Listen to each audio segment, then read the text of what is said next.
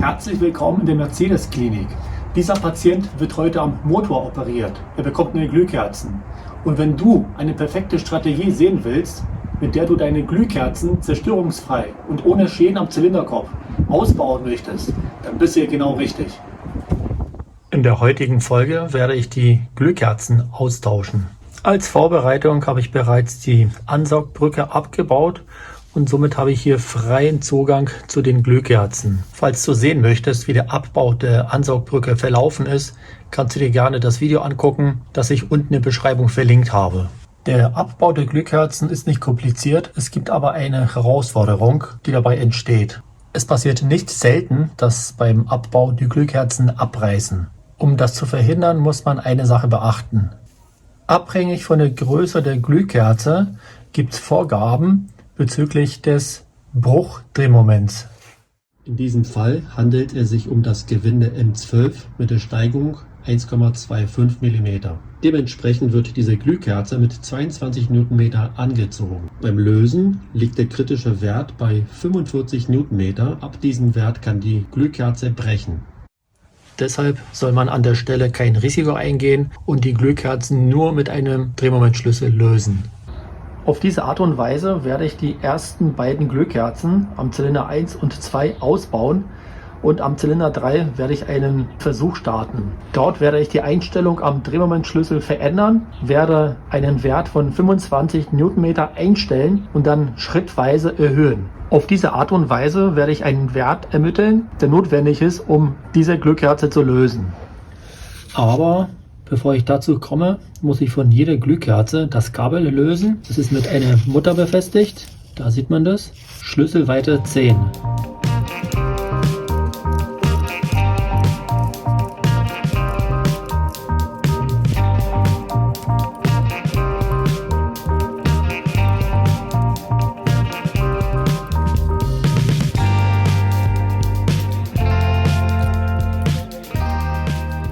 Jetzt kann ich die Leiste zur Seite legen, damit der Zugang zu den Glühkerzen besser ist.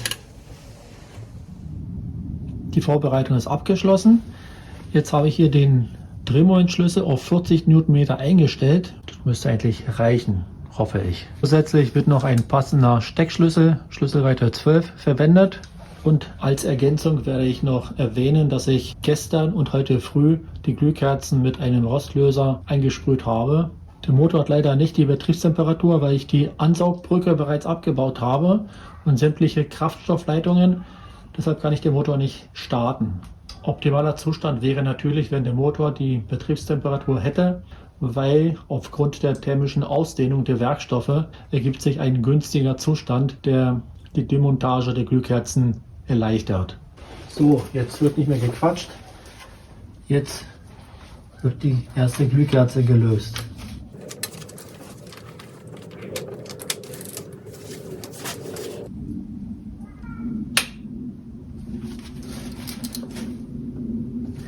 Ja, der Schlüssel hat kurz geknackt, aber die Glühkerze hat aufgegeben. Ich kann sie jetzt lösen.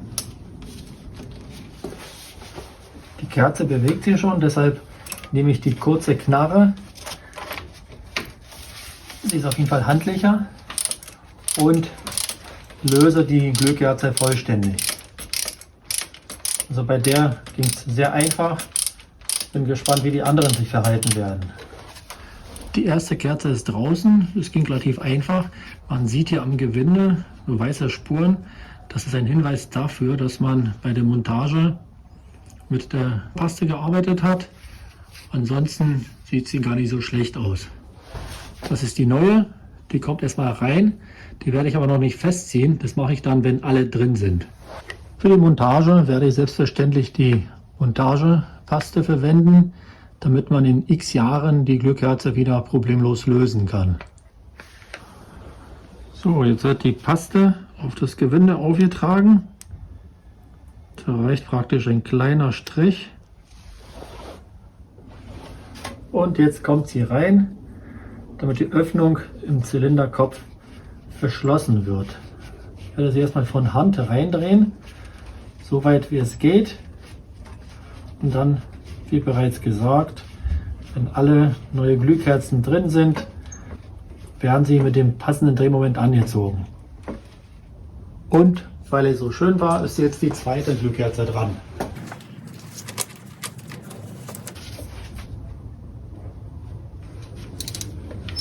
Es ist noch einfacher als bei der ersten Glühkerze.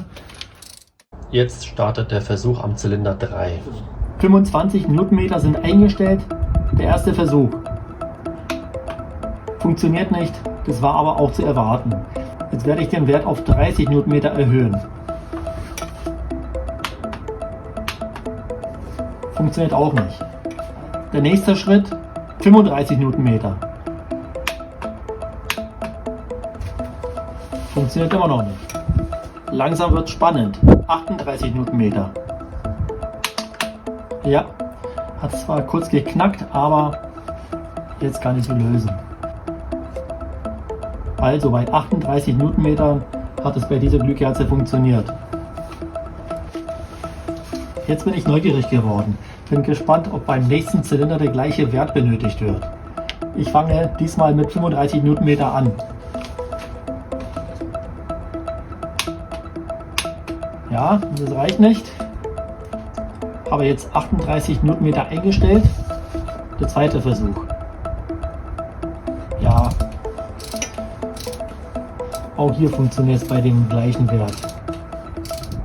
Ich habe den Versuch an dem Zylinder 5 und 6 fortgesetzt.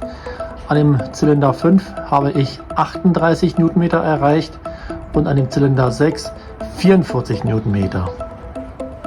Jetzt habe ich die neuen Glühkerzen drin. Für den Einbau habe ich das Montagefett verwendet und jetzt werde ich alle Glühkerzen mit 22 Newtonmeter festziehen. Der Abbau ist heute unproblematisch verlaufen. Manchmal läuft es aber nicht so optimal. Wenn eine oder mehrere Glühkerzen sich nicht lösen lassen, muss man folgende Strategie verfolgen. Die Glühkerze mit Geduld mehrere Tage mit Kriechöl behandeln und den Abbau unbedingt am warmen Motor durchführen. Dann steigen auf jeden Fall die Chancen auf einen Erfolg.